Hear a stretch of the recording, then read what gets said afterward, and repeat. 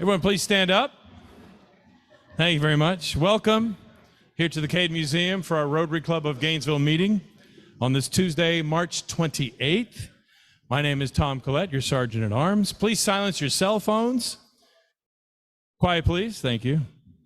Visiting Rotarians and guests joining us via Zoom, please identify yourself in the chat. And if you're watching this after the fact on YouTube, register your participation. Send us an email, info@rotarygainesville.org. We begin our meeting today with song and pledge. In the absence of Pete, I've been elected. So please join me now in singing God Bless America. You ready? God bless America, land that I love. Stand beside her and guide her through the night with the light from above. From the mountains to the prairies, to the oceans white with foam. God bless America, my home, sweet home. God bless America, my home, sweet home. Now please join me in the pledge. I pledge allegiance to the flag of the United States of America and to the republic for which it stands, one nation, under God, indivisible, with liberty and justice for all.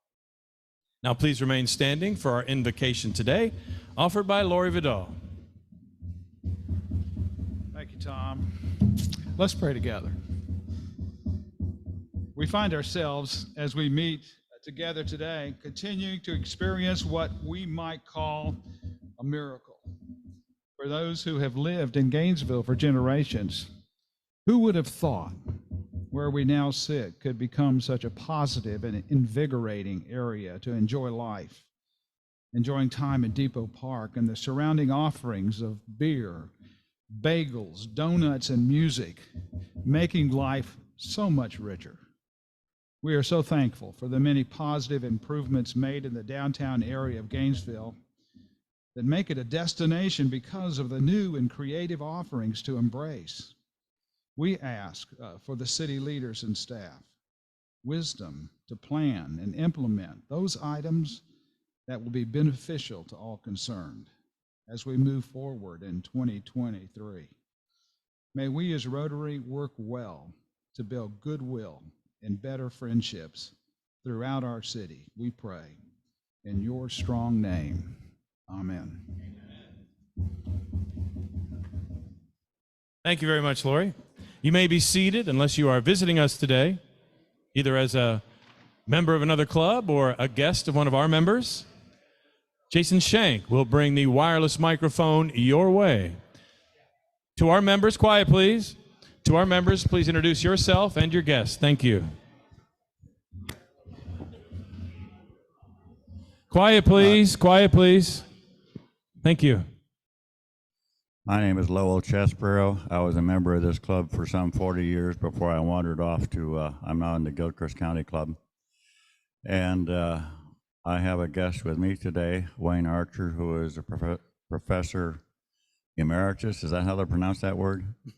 Of the University of Florida, and he now has free time in his hands, so I'm trying to encourage him to become a Rotary member.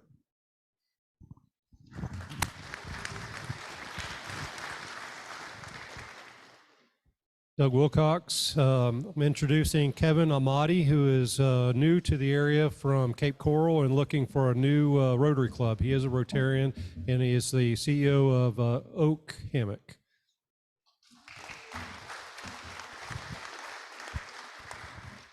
Hi, my name is Kim Tanzer, and I'm here with my good friend Peggy Carr, who is a professor emerita of the College of Design, Construction, and Planning, where she was an associate dean for many years. And in her research, she mapped wildlife corridors across the state of Florida and mapped population projections for the state of Florida. So she told us how we would get to where we are.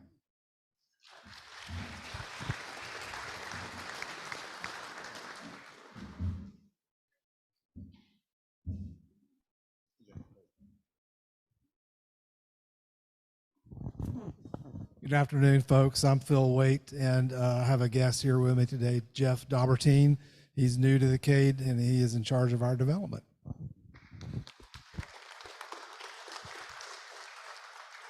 I'm Rick Fabiani. I'm with the Rotary Club of Greater Gainesville, and here to make a quick announcement. I don't know if this is the right time or not. Okay, thank you.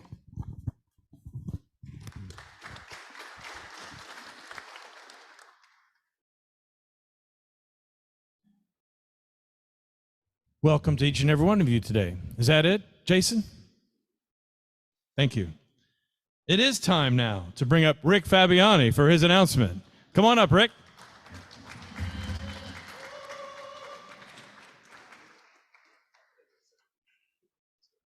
I just wanted to give everyone a quick reminder that our fundraiser is coming up in just a couple weeks on the 13th. There's a flyer on your table. It's a casino night. We're having it up at venue 5701. If you don't know, that is the Senior Center up on 441. There are tickets and sponsorships still available. It was an amazing time last year. We have our same band, Cohesion, which one of our members is a part of. They were really great. It's a really great event. I hope you all can make it. Thank you.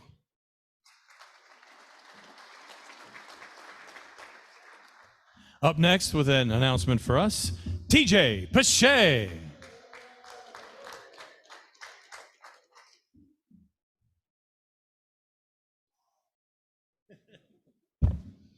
All right, everybody, we are continuing our tour of bars and breweries. I do apologize for the delay.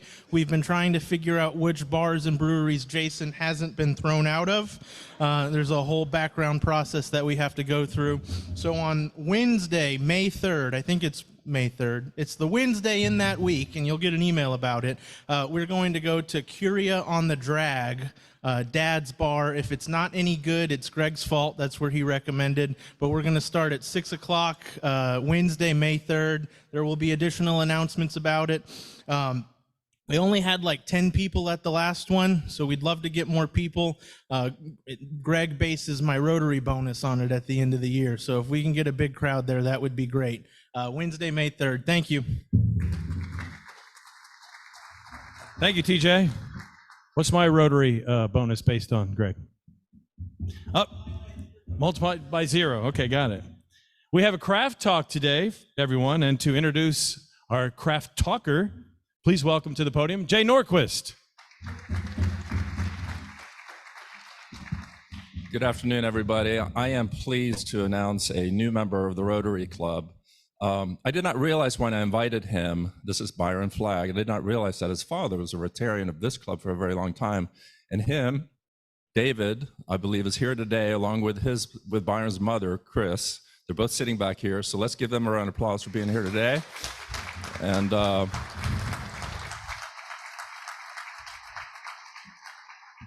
I told Greg I would keep this to 15 minutes introducing Byron.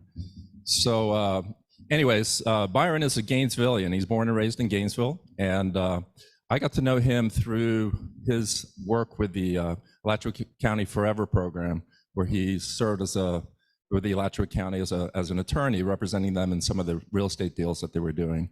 And I was always impressed by Byron. And I did not realize the connection they had to Rotary with his father being a part of the club. And then also Dr. Dan Boyd was a big inspiration for him, being the principal of Gainesville High. So I'm not going to take any more of his time. I'm going to bring him up here and let him tell us the story. So please welcome Byron Flagg.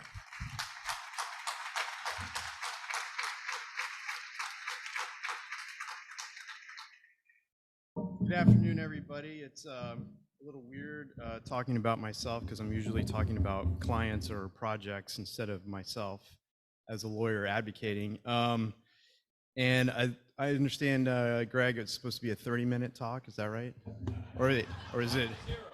Oh, take the 0 off. Let me check the email on that. Okay. So I'll be quick. Like Jay said, I'm originally from Gainesville. I'm a native Floridian. I'm proud of that fact. I'm a 3rd-generation Floridian, and that's because of my parents who made me. They are also native Floridians. My dad was born here in Gainesville, 1937, and my mom was born in Fort Lauderdale. Her mother was born in West Palm Beach, So flags go way back in Florida. And I'm a product of Alachua County schools, starting all the way with Glen Springs Elementary, Westwood Middle School, Gainesville High School, and even our great university, University of Florida. I'm a triple Gator. So I bleed orange and blue. And I'm a graduate of the University of Florida J School, undergrad school.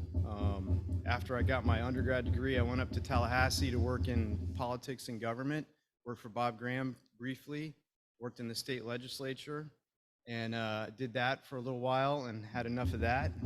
Ran a political campaign in Central Florida and said, all right, I'm going to get out of here. I'm going to do something adventurous. I joined the Coast Guard and the Coast Guard Reserves, and I ended up doing reserve duty in Station Miami Beach, where my uncle had taken over my grandfather's business, a lumber supply business. So I was driving forklifts and working in the lumber yard during the week and going and doing search and rescue in Miami Beach for the Coast Guard on the weekends. And then I decided, you know what, I need to go to law school. I want to become a lawyer. And so I did that and came back home to Gainesville to go to law school here. And that was in 2000. And that happened to be just in time for those of us who were in the reserves and in the military reserves at that time. You know, 9/11 happened and anybody who was in the reserves got activated. So I got activated, and that delayed my law career, my law student career by a couple years. But I got through all of that and finished my Coast Guard enlistment. I was a bosun mate. It was very funny being in the Coast Guard, having a law degree, but also being a non-commissioned enlisted officer, non-commissioned officer as an enlisted rank as a bosun mate. I was often more educated than some of my commanding officers, which made for some funny stories. Maybe I'll tell you about them. I got my law degree and I went to work for Bill Cervone here at the state attorney's office, and I did that for several years. And then I decided what I really want to do is take my experience, political, government, and law, and try to work in land use and in environmental law, and that's what I've been doing ever since. And had a great privilege of working with Alachua County and the Alachua Conservation Trust, doing land conservation deals with the Alachua County Forever program, which is funded by Wild Spaces Public Places. And the team I was working with in the last 3.5 years, we were able to get, and Jay was part of that as well, we were able to get purchased for the public over 12,000 acres of conservation land. So those are all the preserves in our great county, the green space that's going to be there into the future. And Peggy Carr and Kim Tanzer have been involved in that as well. And hi, Peggy. So that's now I'm in private practice with the law firm Gray Robinson, and I'm really proud and thrilled to be a member of the Rotary Club and to step in the shoes of my dad, David Flagg, and I'm so glad that they were able to make it today and come and visit with you. Please say hi to them later. Thanks.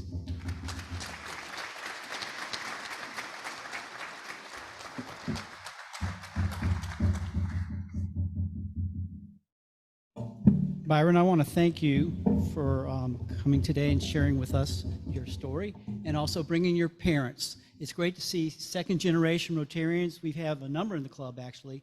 And because you gave your talk today, I actually remembered to bring the four-way test plaque this week, unlike other weeks. So you are one of the honored ones to receive your four-way test plaque for giving your craft talk and for becoming a new member of the Rotary Club of Gainesville. Thank you. Thank you, Byron.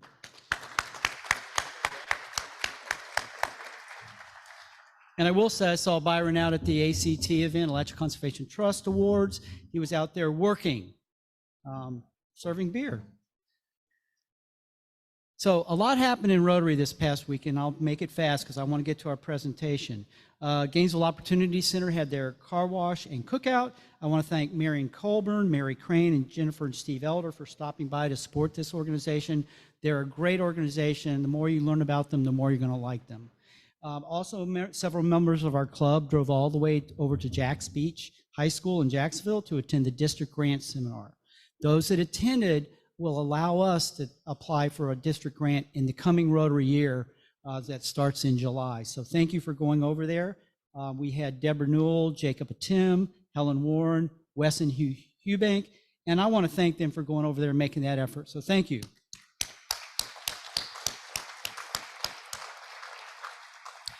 And I'd also say that following the seminar, there was a large number of Rotarians that attended the food packing event that was there as well, where over 100,000 meals were packed for those with food insecurity in Northeast Florida. So thank you all. Now for the trifecta of events that happened. A number of Rotarians joined us Saturday morning, and I think we have some pictures, Brendan. Here we go, the Mill Creek Farm. This is where actually Mike Conroy and his wife Cheryl asked us if we could have a fun fellowship up there, and we did, and it was great. If you weren't able to make it this weekend, you need to come out on your own sometime. They're open on Saturdays, 11 to 3. It's a great place located out in Alachua, just outside of Alachua, 335 acres. Right there, the lady in the cart in the front, she is the proprietor, Mary Gregory, and her son and her run the organization out there. It's all the nonprofit. They don't get funds from any large governmental agency. They just go for grants and for private funding. Randy Caton, his wife and daughter, or excuse me, granddaughter were there. And I saw several other Rotarians that were out there as well. So thank you all for coming.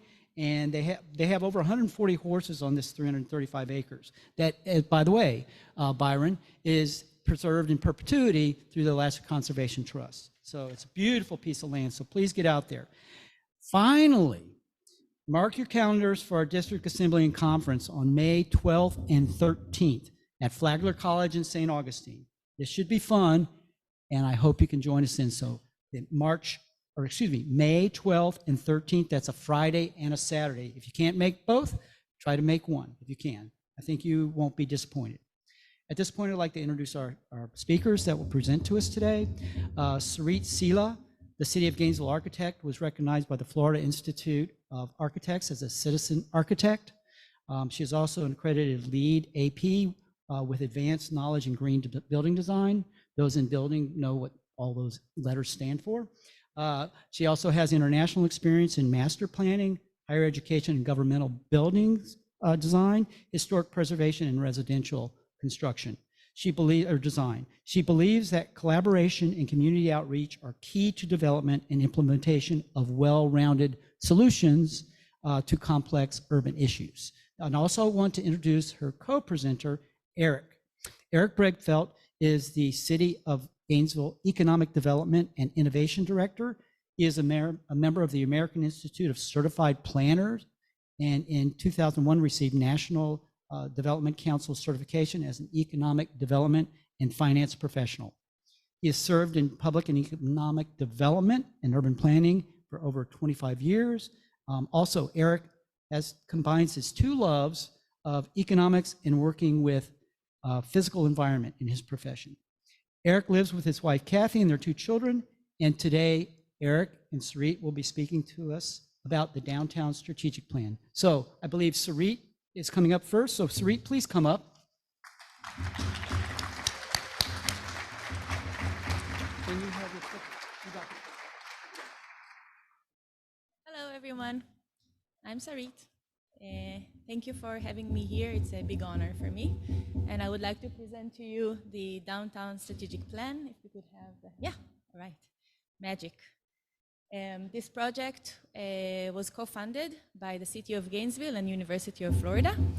And it started in late 2020 when we signed the contract and rolled into 2021 when we got deeper into community engagement, learning about the downtown conditions, the wishes and needs of our community, and kind of assessing the situation that we have. And then into 2022, we started with our consultants led by the firm MKSK and local consultants EDA and Development Economics, I believe, to form a plan. The plan came back to the community for further input to the Commission, GCRA Advisory Board, and other forums, and we took it back, continued to work on that, and came back in late 2022 for final adoption of the plan. So we started with reviewing the work that the community has done so far.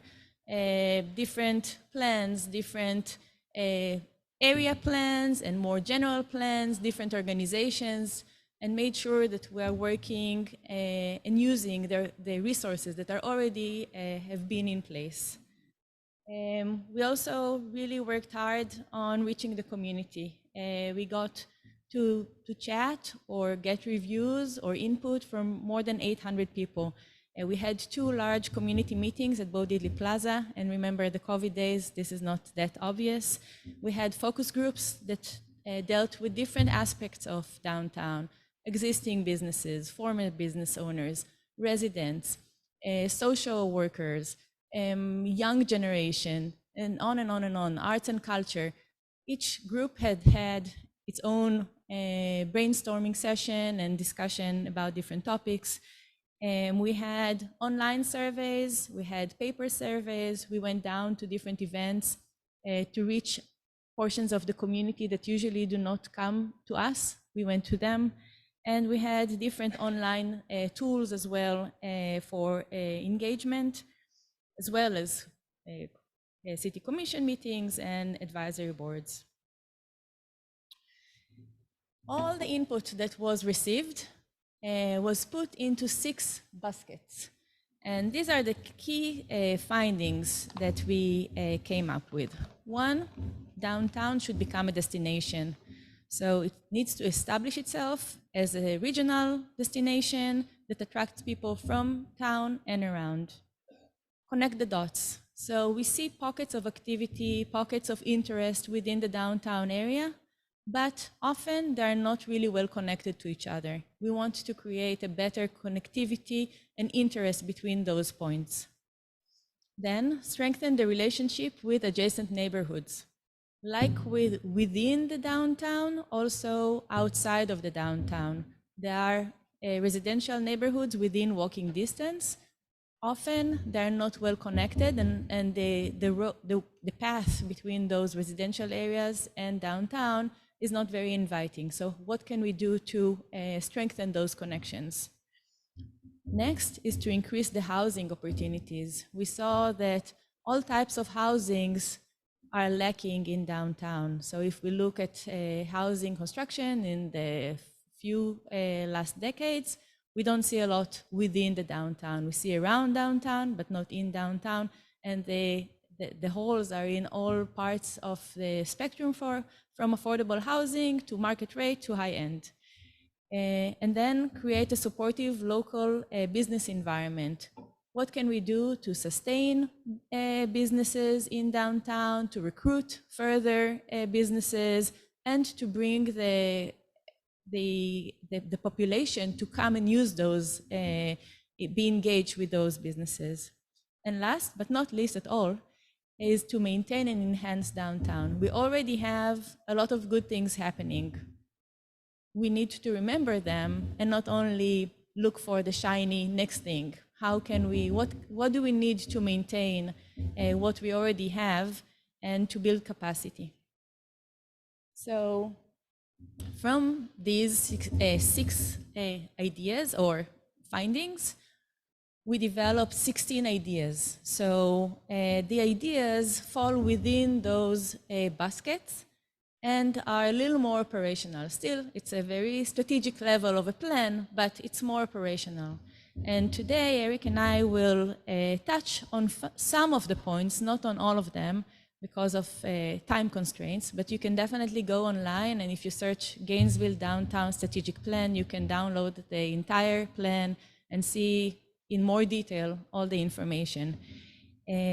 But I'll touch on some, and Eric will touch on others. And mostly we will talk about the ones that we are starting to see the roots of them, the seeds of implementation happening right now, or in the coming few months that we can foresee. So in terms of become a destination, I'll talk about that a lot, and then also connect the dots. And let me start with the idea 1, which is build investment. So within become a destination, how do we become a destination? We build investment around local strength. So starting with identifying downtown is not a one thing, right? For the exercise, we kind of identified an area which is around Main Street, 6 blocks to east and west, and then from about 8th Avenue to Southwest 4th Avenue. So there is kind of an area that is in gray there. And then we have a larger context area, which also includes the residential neighborhoods, but these are just the context. The plan is not addressing them directly. So within this area, we have a lot of things going on. We have the historic core, which has its own landmarks and physics and character, right? And hours of operation and who comes and what do we do with that. And then we have the south of Soma, the south of the downtown, where we are right now, which is a combination of new interventions and industrial and new businesses. And then we have the innovation district area and kind of its connection to downtown. And within that also the new Santa Fe College and different industries that are coming in. So once we start to identify and see these characters, we can work and enhance their character and bring and recruit more activity that matches their character. Next is the shaping the downtown identity. What we heard over and over and again is like, okay, so what is the brand of downtown? It's a good question. What is the brand of downtown? So it might not be, as I said, one thing, but we need to build on things that are existing and also what we want to see. And that is it's a whole work to be done. So we have the civic identity, right? In downtown, we have from federal to local government. We have the local businesses, we have local institutions, and we have also what we want to see. And then a brand is not just a nice logo, it is something that also needs to prove itself once you come. So we have two sides. We need to attract people, but then once they come, we need to provide what they are looking for. So we need to make sure that we have ample of signage and activity and placemaking and programming, and then we actually do what we say. Next is the creating a downtown jewel. When we talked, with our consultants who are from out of town, it was their first visit to Gainesville. We walked around, and then we went to the Sweetwater Park, and it was quiet, like most of the time, and it's beautiful. And they were like, what's happening here? And we said, it's like really underused. It's beautiful, but it's underused. And they immediately saw, hey, there is something missing here, right? It is, when you look on map, you actually see on plan that it's like 2 blocks away from Bo Diddley Plaza. But most of us, when we go to dinner, we don't take a walk afterwards at the Sweetwater Park. Why is it that? Why don't we take a walk on Saturday afternoon there? And adding and enhancing the Sweetwater Park and the way that it connects to the duck pond and the way that it connects and may connect to the south is a real advantage. And when we look furthermore into that, we see that we have the school board building right there, the Matheson Museum, the main library, we have the Bo Diddley Plaza, we have the county administration, restaurants, everything within 3-minute walk. So that's an amazing, and Thelma Bolton, that's an amazing concentration of amenities that currently do not really work together. They are there physically, they are located there, but they do not really collaborate in programming, in using the space, in activation. And us as a community, we don't really own it. People may pass through, but not really use it. So we see this as an amazing opportunity to enhance downtown, to really give it a different realm. And taking that into a greater scope as activating the Sweetwater Corridor, and that goes back to connecting the dots, right? Connecting to the historic neighborhoods, providing starting to provide a linear park that could be a path that you take through and you do different things. It connects also to the Thomas Center, can connect to Depot Park. And with that, kind of completing into a larger loop, we can connect into the 6th Street bike trail and to even a greater community outreach, right? Because then we can also get into the Pleasant Street, 5th Avenue, and the Porter's Quarters neighborhoods.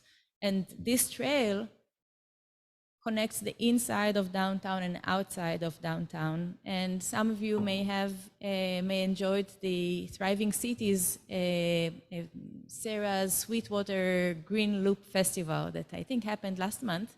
And Thriving Cities actually started by, and the collaboration of Gainesville with them started by Phoebe Miles, the Cade Museum co-founder. And she, based on this idea, kind of started with a group to see how can we celebrate the potential of this loop? How can we what can we do? And there was a festival that was 5 days long from Thursday to Monday that each day celebrated a portion of this loop with kids activities, presentations, movies, acrobats, dance. It was really fascinating to see people of all, bless you, people of all ages come together and celebrate that. And next is connecting to the downtown and establishing threshold gateways. So how can we connect all of that? And one project that we're now seeing kind of starting to happen is some of you may be familiar with Flacco's restaurant and the streetery, the portion of the street on between University Avenue and First Avenue, Northwest 2nd Street, which has been closed since COVID for outdoor seating. And there was a kind of a debate between the community members and the business owners. Should the street continue to be closed for traffic and serve, as outdoor seating area, or should it be open to the neighborhood? And eventually we worked out a compromise, and which I think makes almost everybody happy, to open up the street, improve that section, and provide wider sidewalk for a sidewalk cafe. So the business still has the outdoor seating, and with that, we're supporting and maintaining a local business.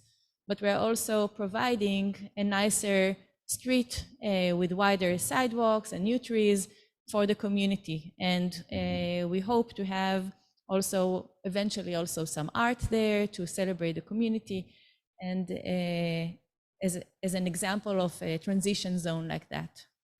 And Eric, please continue. Thank you.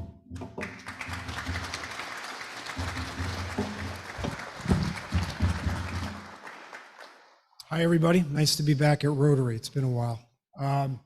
So I know one thing about the Rotary group is that you all want to get out of here at 1 o'clock for sure. So I'm the closer. Sarit's the brains of the operation. So I'm just going to leave you with a couple of thoughts. First of all, this idea about forming a management organization for the downtown.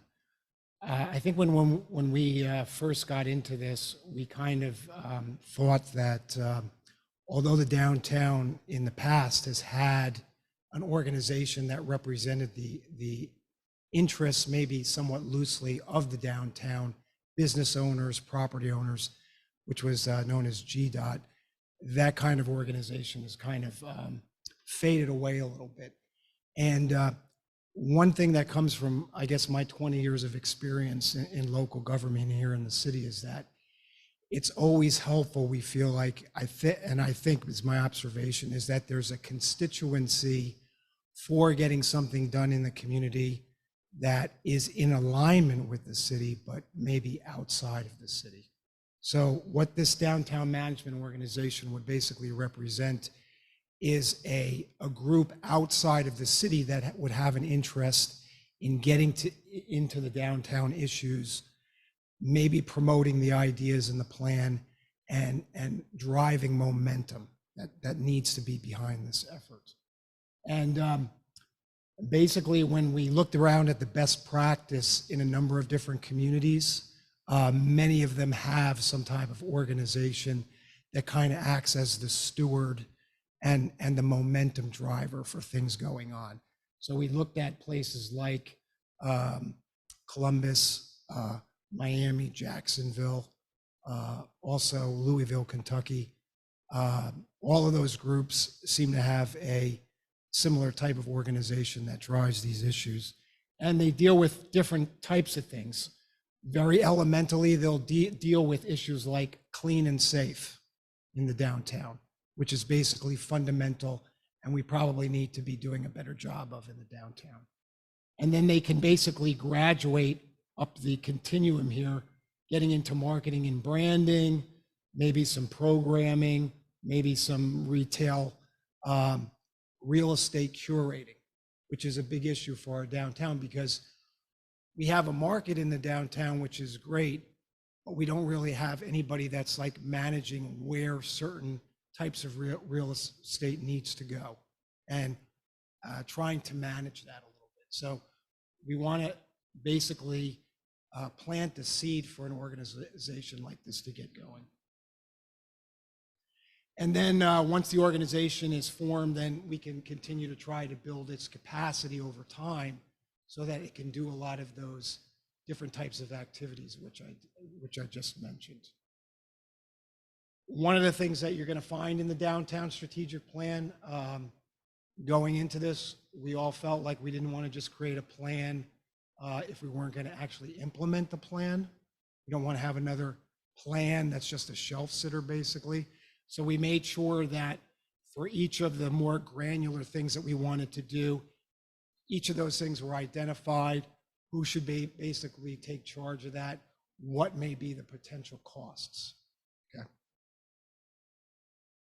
And then these are really this is the takeaway. These are really the three activities that to some degree we are in the midst of moving forward at this point. We're beginning the conversation about how to get the organization or maybe the seeds of an organization moving forward. Sarit talked about creating a downtown jewel with respect to Sweetwater Park, and then also some of the things that are happening organically in terms of reconstituting some of the streeteries that we have in downtown. I think one overarching theme here is that we were probably going to have to be creative in terms of how we were going to get some of these things done and how they were going to be funded. When this plan was adopted by the commission in October, I think we're going to have to get more creative about those types of things as we move forward here. I think an example of that would be partnerships with the private sector, with private industry. An example of that would be, Sarit talked about the streetery and the reconstitution of that by the Flaccos. We also have an opportunity to work with the property owners of the former Lot 10. That's the vacant surface parking lot across from the parking garage. They have an interest, obviously, in when they do their development in seeing a certain look on the street, and we can get them actively involved in helping the city get to what the city wants, and possibly also get them to help with some of the costs of that. So I think as we run through these actual implementation ideas, we're going to be looking for those types of partnerships in the community. And with that, I'd like to thank you for having us today, and I guess we'll have a couple of minutes if anybody has any questions.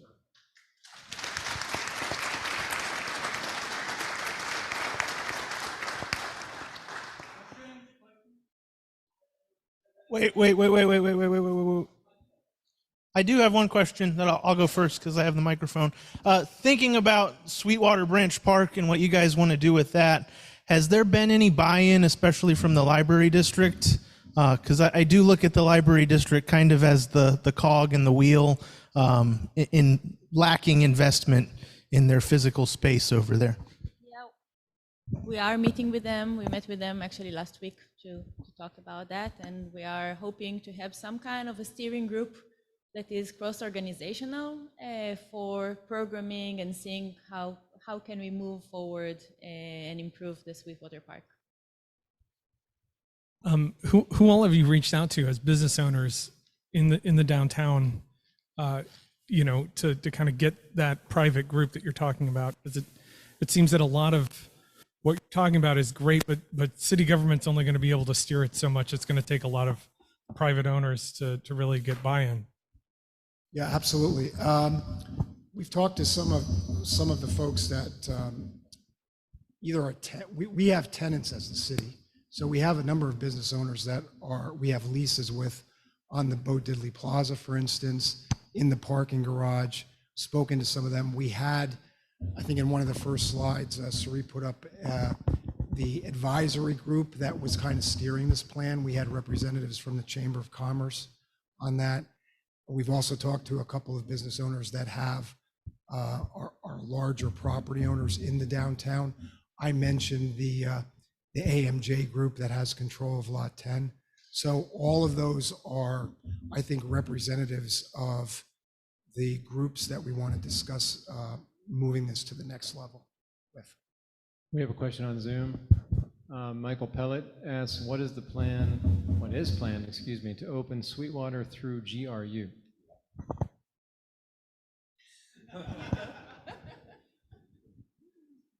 Well, I think it's still on the table. I think, interestingly, the City Commission is going to have a conversation about the Power District later this afternoon, and that was an element of that discussion, and I think it's still being reviewed by the City Commission a little bit. I mean, as far as the work we've done in the downtown plan, I think there are opportunities to carry some of the work that we're doing on Sweetwater Park down through to the Power District. So we want to try to get those in alignment. In fact, that was one of my questions. 15 years ago, 17 years ago, we were talking about the significance of the Kelly Power Plant in terms of connectivity, in terms of 16 acres of asset, raw land, buildings, things that could be done to bring more industry to this city, to provide jobs, in particular for East Gainesville. You know, we had a presentation in 2006 at the Gainesville Opportunity Clinic when Begin was our mayor, and we have basically left in the doldrums a prize asset, and we've talked about it and talked about it and talked about it, and nothing's happening. The last I heard, there was talk of more student housing there. I think we're overbuilt, quite frankly. I think many people would agree with me. When we were building University Corners in 2005, we were told we could take on 5,000 more units. I think we passed that. We'll take one more question. Do you want me to respond to that, Mike? I think the thing is that, so my thing about the Power District is always that you got to have the vision, you got to decide on how you want to dispose of the land, and then you got to decide on how you're going to pay for, let's say, the infrastructure. Because that's a big issue out there. And so I think those questions are still being kind of reviewed by the City Commission, and they will be reviewed today again this afternoon. Just a real quick question. The Downtown Authority, will it be autonomous, and will it have the ability to kind of grant concessions to businesses coming in? And how will it be funded? As far as how it'll actually be set up, that's still a work in progress. It will be likely separate and distinct from the city of Gainesville. The City Commission provided direction last year to basically provide some seed funding to that organization in the amount of $50,000.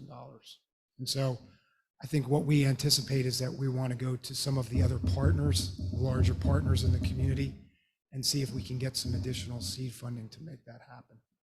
And that's basically to get it off the ground.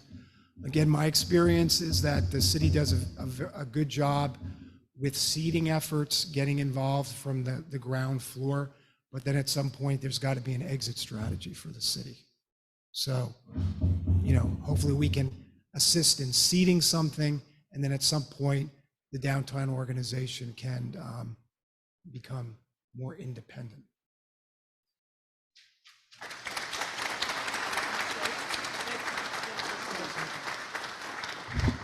Thank you both, Sarit and Eric. What a great presentation. This is something I'm super interested in. I hope this has been enlightening to the club. There's so much potential and opportunity right here in the central part of Gainesville, and it's just a matter of the visioning that's been done. And there's still time for continuing to give input, especially as there's a meeting today, if those types of opportunities are available. So I want to thank everybody for being here, but first of all, I want to recognize Harvey Ward, our mayor, for being here today.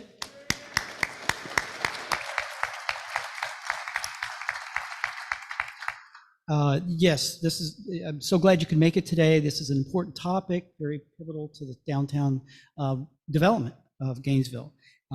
Today, I want to thank you all for being here, and I want to thank you guys for presenting today. And on behalf of the Rotary Club of Gainesville, Sarit and Eric, these are for you. These are little recognitions that we are making a cash donation to the Cade Museum for the scholarship fund for underserved children in our community, so they could have the opportunity to attend some of the Cade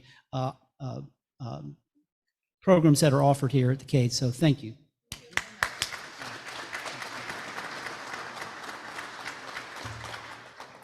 Yes, I think we can all agree that improving the safety and highlighting the features that make our downtown special is an important work, and I'm glad we have people like these that presented today and our mayor that are looking at this, along with so many other issues in the community, but they're doing a great job on this, focusing on this, so thank you so much. Well, I'm glad you're all with us today, and I look forward to seeing you next week. Next week, we're going to have a program that we've never had in the Rotary Club that I'm aware of. It's a Vietnam Veterans Recognition Program. So I'm really looking forward to that. Our program chair, Joe Coffin, and others, Pete Enwall, Margaret Combs, have been very instrumental in putting this together, so it'll be very meaningful for people that have served in that conflict that live in Alachua County. Okay, let's see. If you haven't already finalized your Wild Game Feast ticket payments, please see Wes over there on your way out. He's happy to help you with that because we want to wrap that up. It looks like the numbers are going to be good for this year, but we want to get a final count on that. So thank you on that. My quote of the day, I'm using it again. I used it earlier, but I'm going to use it again because I thought it was very poignant today. Cities have the capability of providing something for everybody, only because and only when they are created by everybody. So I'm loving the community input on this, so keep it coming.